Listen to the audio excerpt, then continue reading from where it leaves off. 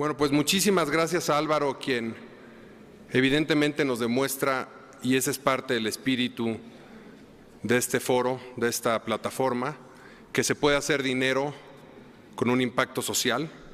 Les reitero que la estrategia que seguimos nosotros y que además creemos firmemente es que sí hay que invertir, se puede hacer dinero de manera eficiente, siempre teniendo en cuenta el medio ambiente y el aspecto social. Creo que es la única manera que un país y una sociedad se puede desarrollar de manera sustentable. Nuestro siguiente y último, y para cerrar con broche de oro, conferencista, es el jefe de gobierno del Distrito Federal y precandidato a la presidencia de la República por el PRD, el licenciado Marcelo Ebrard, quien agradezco mucho su presencia y nos honra mucho también la presencia de su distinguida esposa Rosalinda. Muchas gracias, Rosalinda. El licenciado Ebrard estudió Relaciones Internacionales en el Colegio México y realizó una especialidad en Administración Pública en París, Francia. Inició su carrera en el servicio público en la década de los 80, participando activamente en distintos programas. En el 97 fue elegido diputado federal. En el año 2002 fue secretario de Seguridad Pública del Distrito Federal. En el 2004 fue secretario de Desarrollo Social capitalino y en el 2005 renunció a este último cargo para contender por la jefatura de gobierno, cometido que logró por amplio margen al año siguiente. En el año 2010, la Fundación City Mayors le otorgó el reconocimiento como mejor alcalde del mundo. Esto no es cosa menor cuando se trata del DF. El licenciado Ebrard encabeza sin duda la izquierda con propuestas institucionales, incluyentes y competitivas. Licenciado Marcelo Ebrard, me da muchísimo gusto recibirlo y sea usted bienvenido al BIF. Muchas gracias.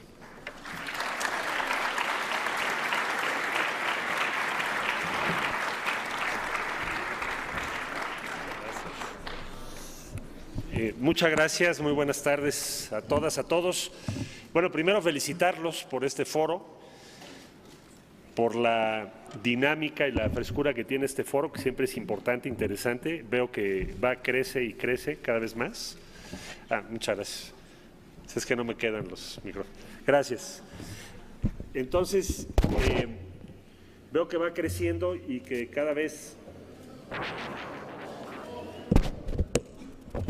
Me regreso entonces a los que tenía. Decía yo que va creciendo y entonces les felicito y de veras muchas gracias por invitarme. Voy a tratar de exponerles a ustedes algunas ideas en un breve periodo y después tener un diálogo. Me parece que sería lo más interesante. Bueno, se hacen ustedes preguntas muy importantes.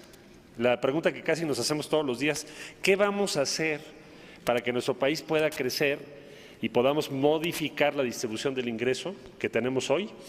Con la actual distribución del ingreso y la ruta que llevamos, probablemente nos tomaría del orden de 2 generaciones construir el país que queremos construir. Según los últimos datos, nuestro punto de partida, si tomamos que el punto de partida es hoy o el próximo año, tenemos más de la mitad de la población en pobreza. Tenemos una tasa de crecimiento económico francamente muy baja, si nos comparamos incluso con países de América Latina.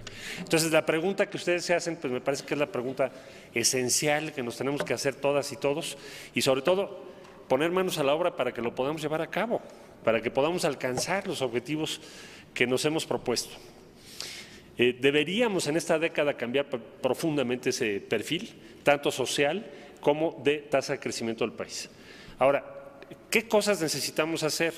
Yo diría, pensemos en el mercado interno y también pensemos en qué vamos a hacer con el mundo que está cambiando tanto. ¿Cómo nos vamos a relacionar con el resto del mundo? ¿Cómo vamos a conseguir más inversión? ¿Cómo vamos a hacer que las empresas mexicanas puedan estar presentes en los mercados internacionales de otra forma? ¿Cómo vamos a atraer más recursos a México? Mercado interno. A mí me parece muy obvio por qué el mercado interno mexicano no crece. Hay las razones principales que veo.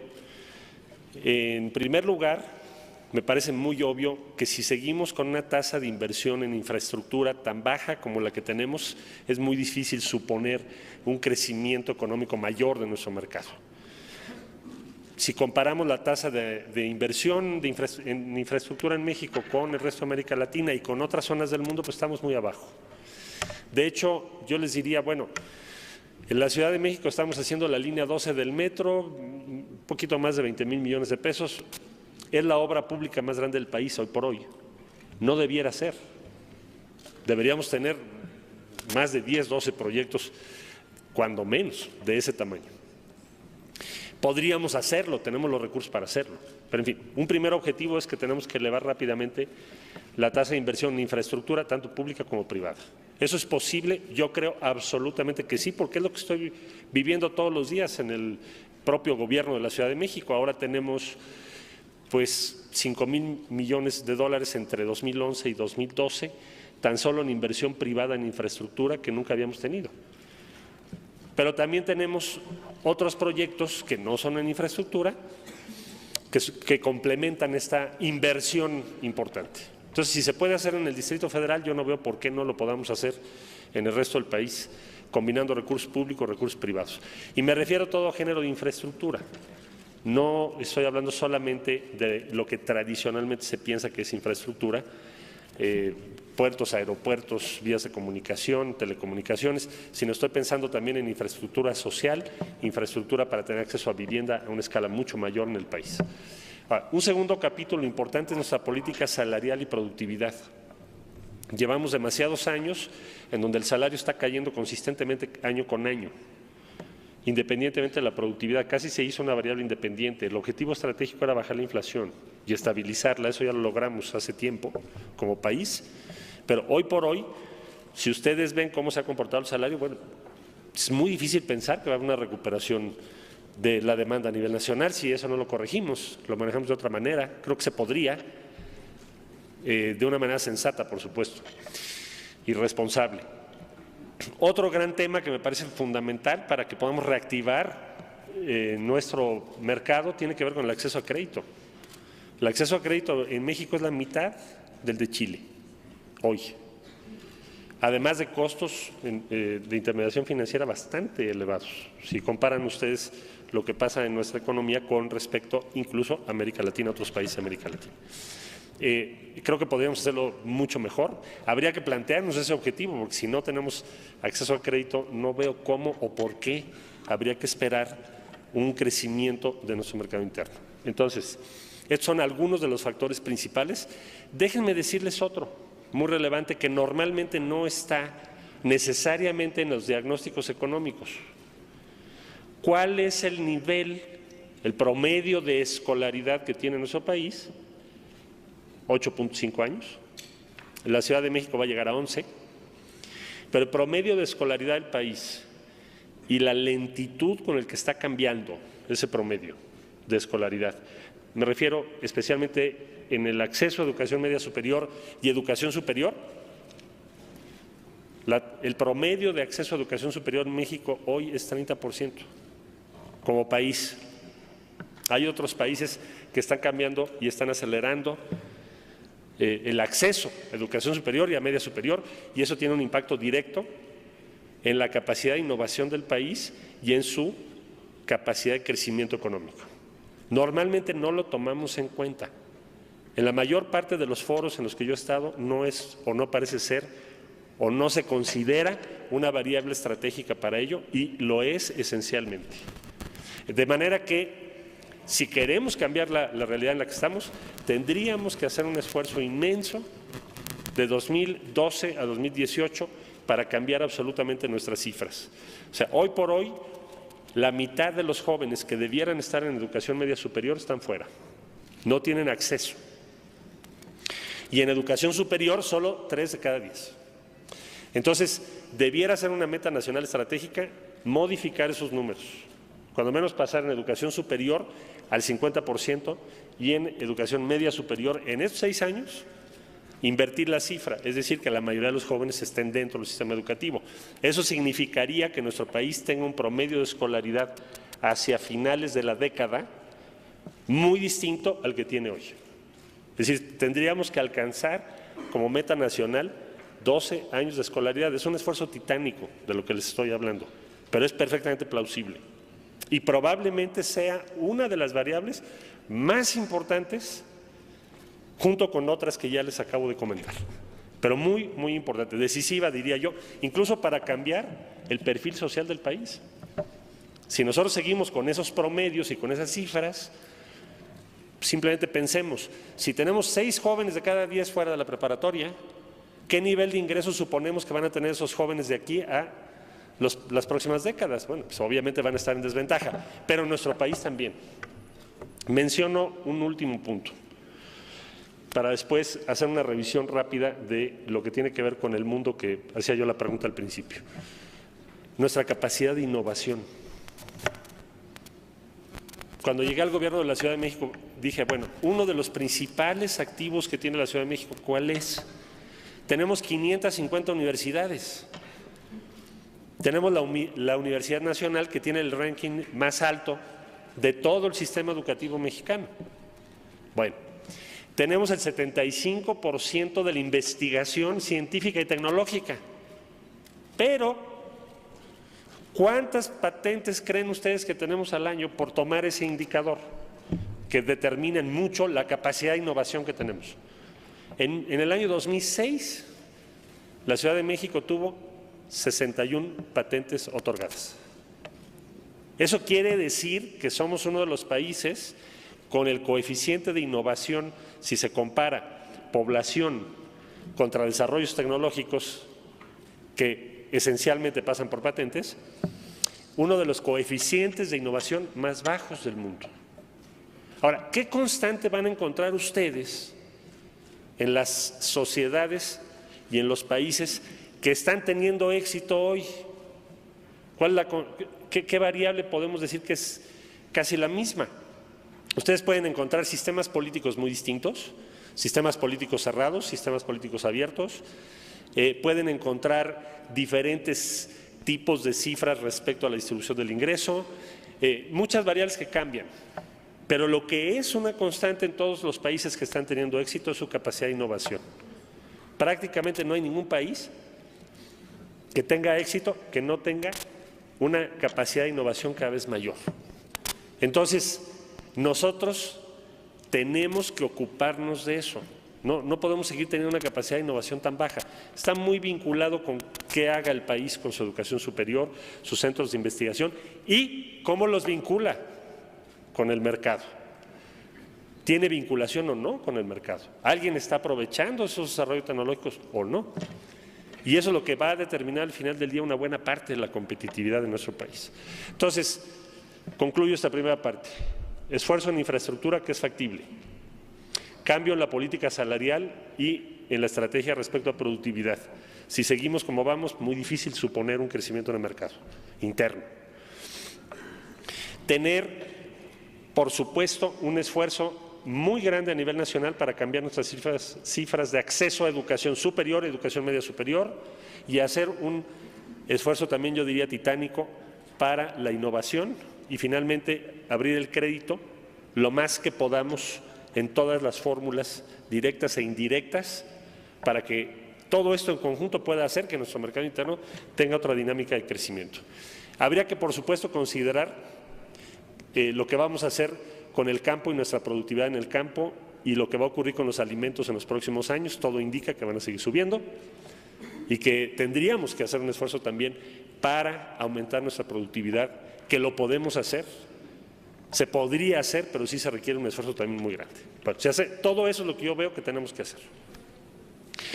¿Qué hacemos con México respecto al exterior? ¿Qué está cambiando en el mundo? Bueno, evidentemente vamos a tener que pensar en otra relación, distinta relación con Estados Unidos, porque lo que pensamos allá por fines de los 80, principios de los 90, pues no tiene mucho que ver con lo que hoy está ocurriendo en Estados Unidos y con lo que va a ocurrir con su economía y cómo ha cambiado esa economía. Yo les diría, por ejemplo, estamos identificando cuáles son los mercados en los que podemos participar dentro de la economía de Estados Unidos, que no van a tener un decrecimiento, sino un crecimiento en los próximos años. Entonces, les diría, por ejemplo, uno de los factores más importantes en Estados Unidos va a ser la demanda agregada respecto a servicios médicos.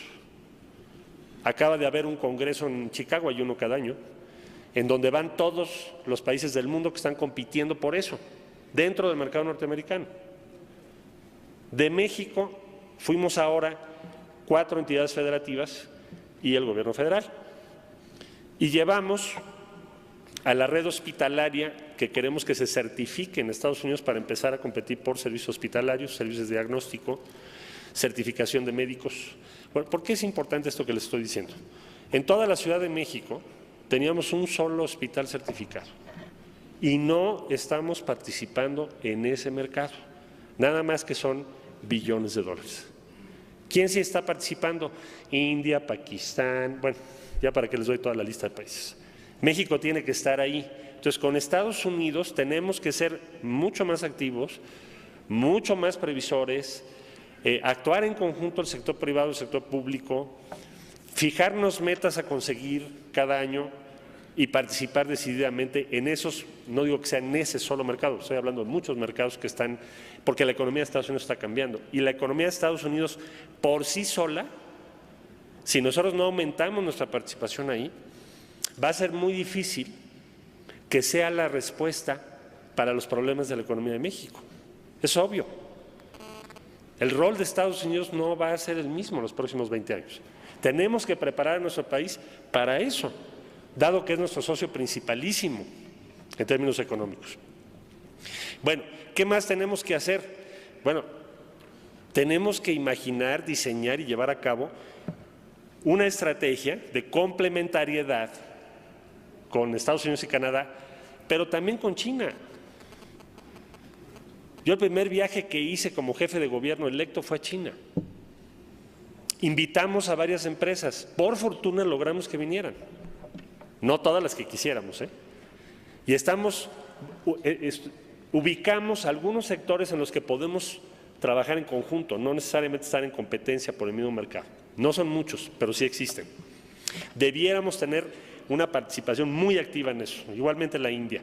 Yo les diría, y también ver los grandes centros de disponibilidad de recursos financieros. Hace poco estuve en un viaje a uno de los países que es como la llave del Golfo Pérsico, que es Kuwait. Me decían, bueno, ¿por qué vas a Kuwait? Respuesta. Kuwait acaba de anunciar, es un país de 3.9 millones de habitantes, con una producción de petróleo similar a la nuestra. Tiene un fondo soberano de 221,000 millones de dólares. ¿Saben cuánto está invertido en México hasta hoy? 300 millones. Ese país acaba de anunciar un programa de infraestructura de 4 años de 125,000 millones de dólares. ¿Cuántas empresas mexicanas están participando en eso? Ninguna, hasta ahora. ¿Qué deberíamos de estar haciendo? Pues debemos estar ahí, debemos estar presentes. Debemos alentar a nuestras empresas para que estén ahí. Ya vamos a tener embajada, ya conseguimos un vuelo directo, como en su momento se hizo también con China, y pensamos, y vamos a organizar ahora en el mes de marzo, en la primavera, una exposición de los productos de nuestra industria, de nuestras empresas, para toda la región del Golfo. No sé si vieron ustedes, pero por ejemplo Arabia Saudita acaba de asignar uno de los proyectos más grandes de la historia, que es el tren rápido que va a cruzar todo ese país, y Emiratos Árabes también. Bueno, lo ganó una empresa española, es el contrato más grande de la historia. Pregunta, ¿por qué no estamos ahí en las dos vías? En la vía de promover nuestros productos, participar, ganar experiencia internacional, y en la vía de atraer inversiones con un país que tiene semejante fondo soberano. Lo mismo habría que hacer con el resto de los países del Golfo, solo lo pongo como un ejemplo. Tenemos que pensar qué va a hacer de México en este escenario internacional en los próximos 20 años, qué debemos hacer hoy. Tenemos que estar presentes, tenemos que preparar personas, gente especializada, tenemos que conocer sus mercados, tenemos que ser efectivos para atraerlos, para atraer inversiones, Y bueno, nosotros aquí en el DF todos los años lo estamos haciendo, mandamos gente a China, ahora vamos a mandar gente al Golfo Pérsico también, en fin. Tener la mentalidad, los ojos abiertos de qué tiene que hacer México y podemos lograr lo que nos propongamos. En fin, tener la mentalidad, los ojos abiertos de qué tiene que hacer México y podemos lograr lo que nos propongamos. No hay razón por la cual no podamos alcanzar esos objetivos.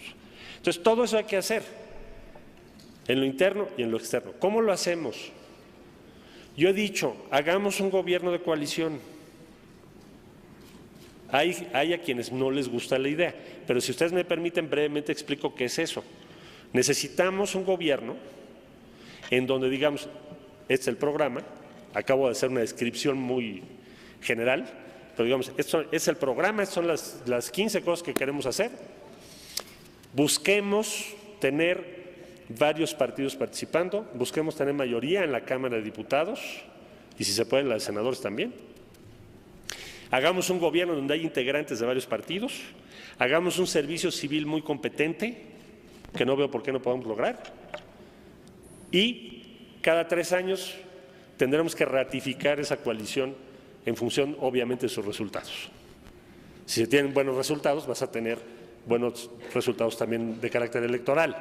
No veo cómo se va a resolver hacer un programa ambicioso en México si seguimos con la actual situación en donde cada año se nos dice no se pudo hacer esto porque no se pasó tal cual ley o porque no se tiene mayoría en las cámaras. Sí se necesita tener esa mayoría, pero para construirla hay que hacer una coalición. Es decir, nos tenemos que acostumbrar a trabajar con otros. Nos tenemos que acostumbrar a que no solo se va a hacer lo que diga uno u otra fuerza política. Y por último, nos tenemos que acostumbrar a que el país tenga claro que si se vota por un programa, se va a poder llevar a cabo. Caso contrario, estamos en una situación muy rara, porque el programa que se ofrece y que finalmente resulta vencedor, no necesariamente se va a poder llevar a cabo. Entonces, por eso digo que hay que hacer gobiernos de coalición. Gobiernos de coalición. ¿Cómo se podría hacer? Separar al jefe de Estado, al presidente, mantiene el mando de las Fuerzas Armadas, mantiene la representación del país en el exterior. Digamos, un caso similar podría ser el de Francia, hay otros, pero el de Francia creo que es un buen caso. Necesitamos un presidente con una fuerte investidura. ¿Por qué? Por la dimensión del país y porque es lo que más nos conviene. Y por otro lado, tener un jefe de gobierno o de gabinete que sea el responsable directo del curso de la administración durante los 3 años entre una elección y otra, y que encabece la coalición de gobierno. ¿Quiénes participan? Los partidos que estén de acuerdo con el programa que se va a llevar a cabo. Bueno, entonces, esto es lo que yo pienso. Les agradezco mucho su atención en esta primera parte y me gustaría mucho escuchar sus comentarios, reacciones, preguntas y observaciones. Muchas gracias. Muchas gracias.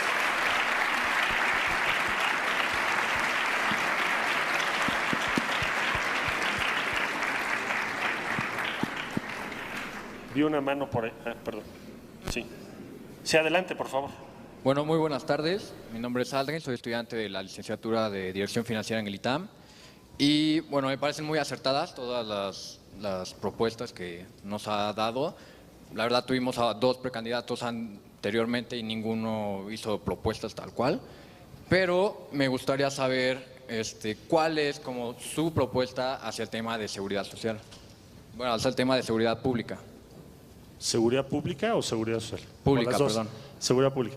Sí, cómo no, muchas gracias. Yo te diría, en materia de seguridad, yo pienso que tenemos que pensar en que tenemos como una mesa que tiene 4 patas, si se me permite el ejemplo. O sea, es imposible suponer que tú vas a tener una estrategia de seguridad con una sola cosa, una sola acción, porque no creo que logremos los resultados. ¿Cuáles serían las 4 patas? La primera, necesitamos policías estatales. En México hubo la tradición muchos años de que todas las fuerzas armadas civiles o militares estaban bajo el control directo del Ejecutivo Federal. Eso fue una tradición política en México muchos años. Bueno, el caso es todavía en el DF, ¿no? Yo tengo que proponerle al presidente quién es el secretario de Seguridad. Eso llevó a que en un buen número de estados, quizás la mayoría, se tengan policías muy débiles. Entonces necesitamos crear policías fuertes en dimensión, entrenamiento, etcétera. Tienes que aumentar también la capacidad de investigación a nivel local, particularmente en algunos delitos, por ejemplo, homicidio. Eso nosotros lo medimos diario, ¿no? Es decir, si no somos capaces de investigar más de la mitad de los homicidios, pues entonces está muy grave porque tienes una impunidad que empieza en homicidios. Bueno, es una primera, digamos, un primer sostén de tu estrategia de seguridad. Eso permitiría que podamos replegar al Ejército y a la Marina, que hoy están cumpliendo funciones de emergencia como si fueran policía. Los ves en muchos estados de la República. Y bueno, entiendo el argumento de decir, bueno, si no mando al Ejército, ¿a quién mando? No tengo un apoyo, no tengo una policía. Bueno, entonces vamos a formarlas. En el caso del DF eso ha sido una gran ventaja. Tener una sola policía con mando unitario, desde luego no es una policía perfecta para nada, pero sí se te facilita mucho el trabajo si es unitaria y tiene la suficiente dimensión para que podamos reaccionar ante cualquier eventualidad.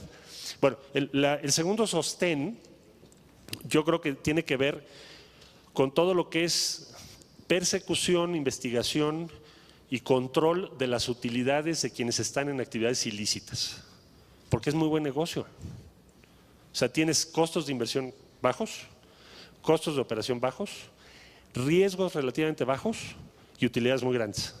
Entonces, desde el punto de vista de una economía, si nosotros no logramos aumentarles el costo o reducir sus utilidades, ¿por qué suponemos que les vamos a ganar? Entonces, acá nosotros, digamos, hemos expropiado el predio de la Ford, eran casi 4 hectáreas. Cada calle tenía el nombre de un vehículo, porque ahí lo que se hacía era ordenar robos de vehículos, desarmar vehículos, vender autopartes porque aumentas tu utilidad, o sea, desarmaban el vehículo para eso, y especializarse por marca. Entonces tenías una calle de Ford, otra de Suru, otra de no sé qué, otra de no sé qué, otra de no. Le decían el predio de la Ford por eso, era un gran centro de comercialización. Eso lo expropiamos en el año 2007. Te lo menciono por esto, tratar de ilustrar el argumento.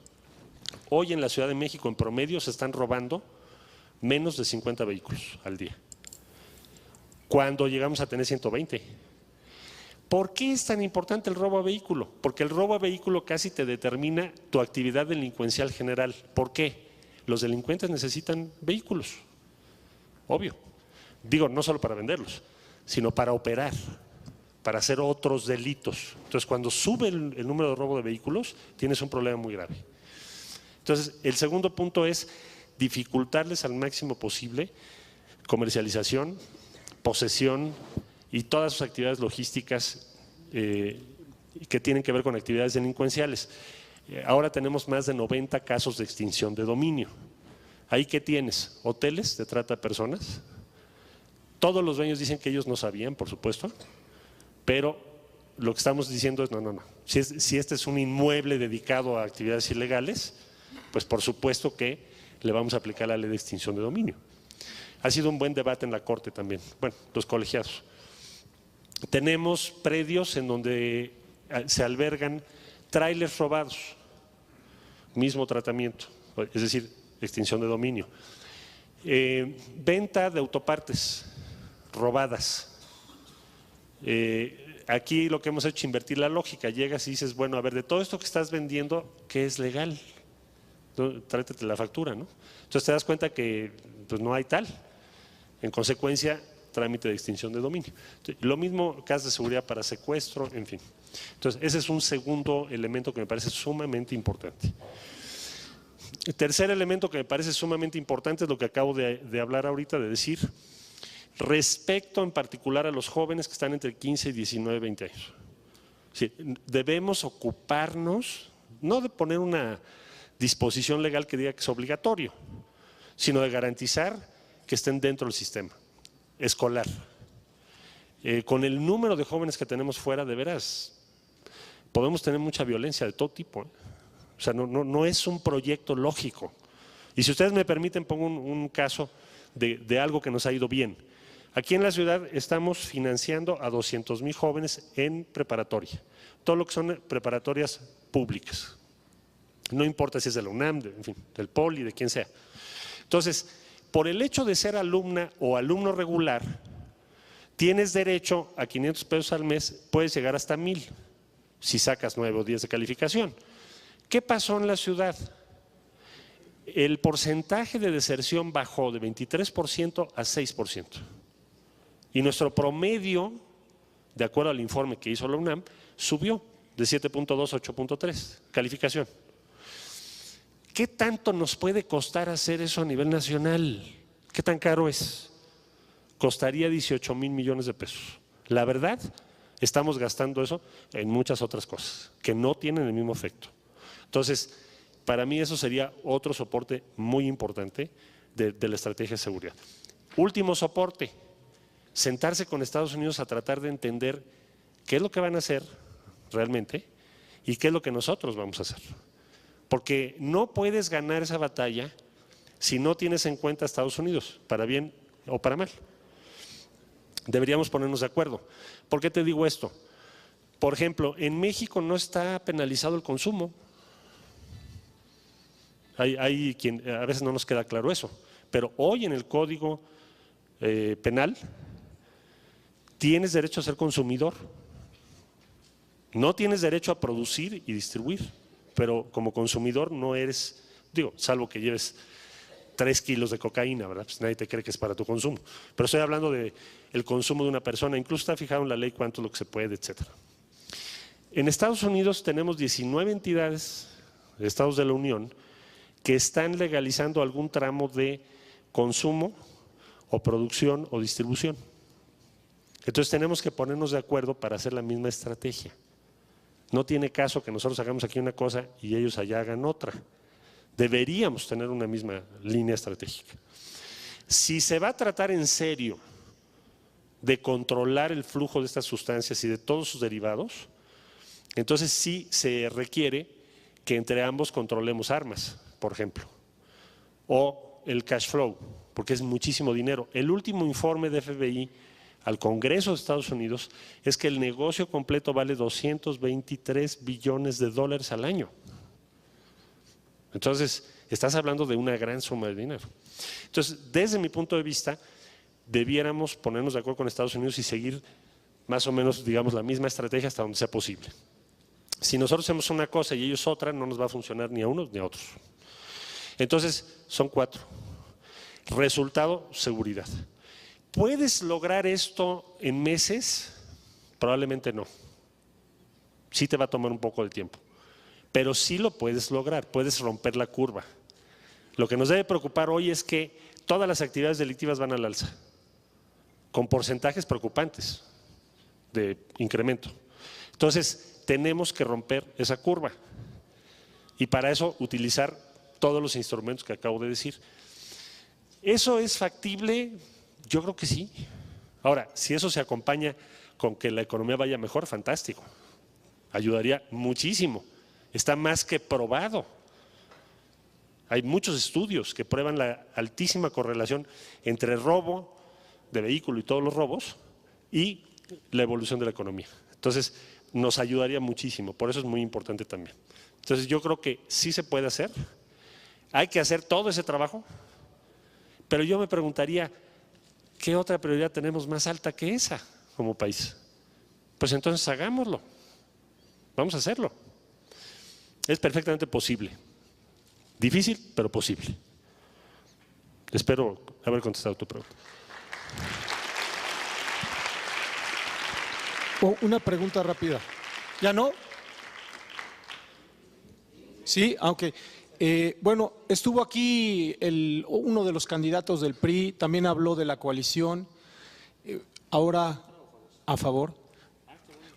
Y bueno, ya ves que a veces hablan a favor y a veces en contra, pero bueno, en fin, mi pregunta es, con este espíritu y viendo un poco las encuestas, cómo está el candidato del PRI, PAN, usted, ¿hay posibilidades de una coalición de candidatos entre el PRD y el PAN? Y primera pregunta, ¿usted lo aceptaría? Y después, ¿el partido aceptaría? ¿Su partido aceptaría? Te encanta complicar las cosas. Yo diría,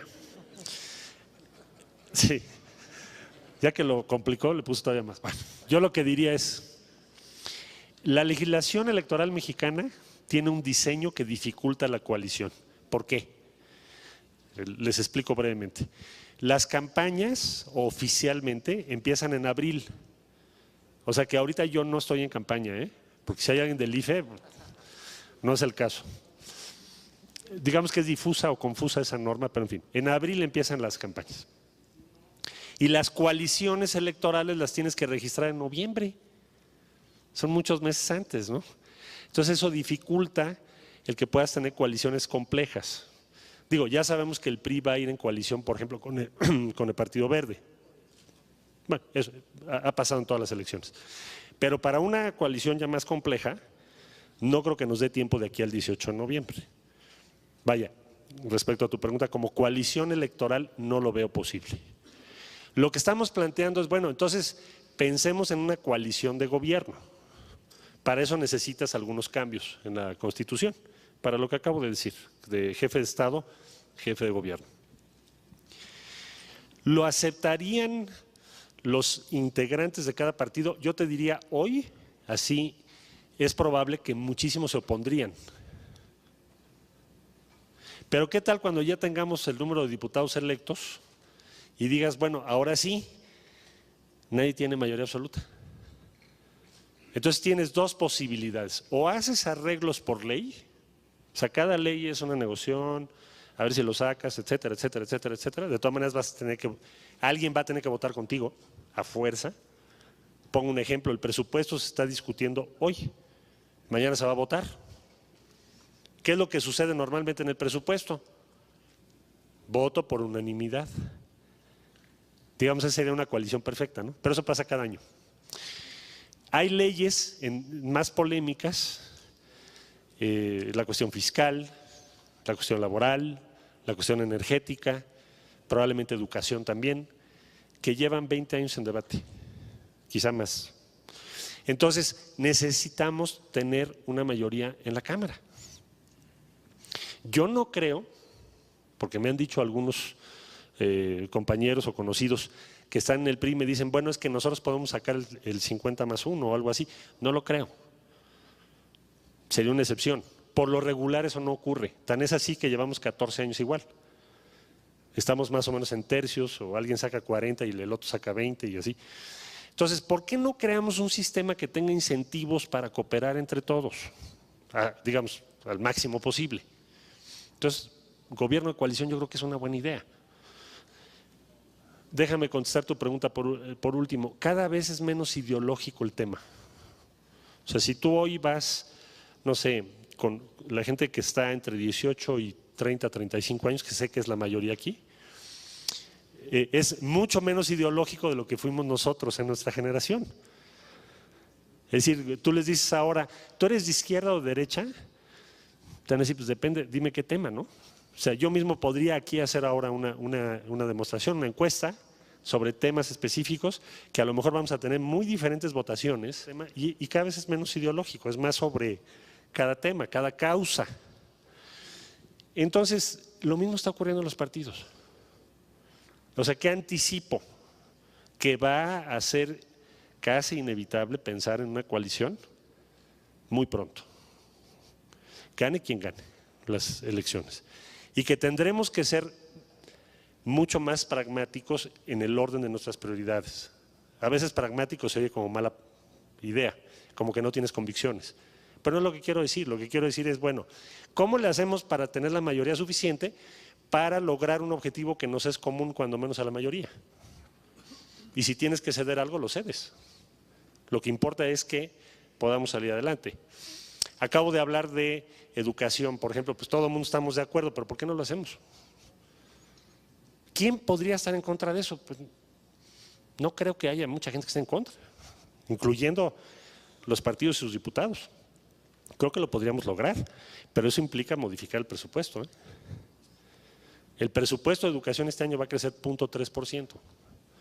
necesitamos que crezca más. Bueno, conclusión, no veo una coalición electoral por los tiempos, sí veo una coalición de gobierno y sí veo una ciudadanía cada vez más cercana a esa idea de lo que podría haber sido hace quizá 10 años o 15 años. Lo veo mucho más factible y deseable. Yo creo que es mejor que nos digan a los ciudadanos, mira, vas a tener un gobierno que tiene mayoría, participan estos partidos, estas son las metas, estos son los objetivos y esto es lo que vamos a cumplir. Te es mucho mejor como ciudadano que tratar de entender la complejidad de nuestro Congreso, luego investigar quién votó qué y tercero saber a cambio de qué se votó qué. Sería mucho más sencillo para los ciudadanos, creo yo, para rendir cuentas. No hay manera en nuestra vida parlamentaria de tener mayorías si no tienes más de un partido en el mismo programa. Entonces yo creo que va a ser inevitable y ojalá se pueda hacer y se haga bien. Modifiquemos la ley, no hay que modificar grandes cosas y podamos ir hacia allá y tener resultados. No queremos otros 6 años de lo mismo, ¿no? De sentir que no estamos avanzando. No culpa a nadie, pero es el sentimiento general. Necesitamos romper eso. Entonces creo que la coalición es un buen instrumento. Bien.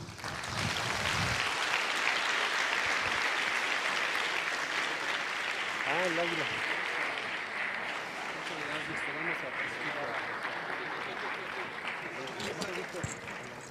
Bien, está padrísimo. Un detalle. ¿Y por qué se llama Inca si es lo que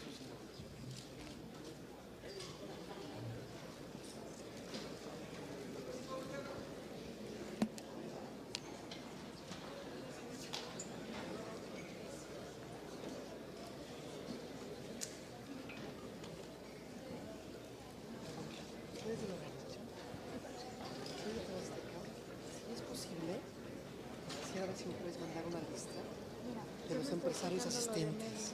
¿Quién lo checa? Sí, encima. Señor Quintana quiere una foto con Inca, que no le tocó. Ok, claro, seguro. Busca, pregunta por CIMAT de medios. Es la agencia. Sí, cierto.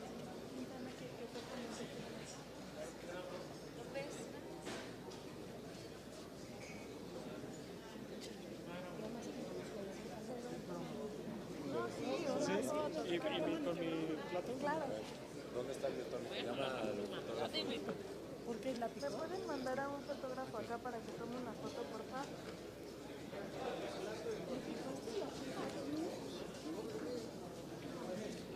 El video ahí va, Ale.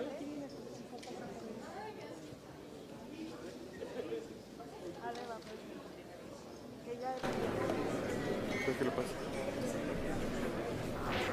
Gracias a todos. Obviamente damos por finalizado el BIF. Nos vemos el año que entra. Gracias.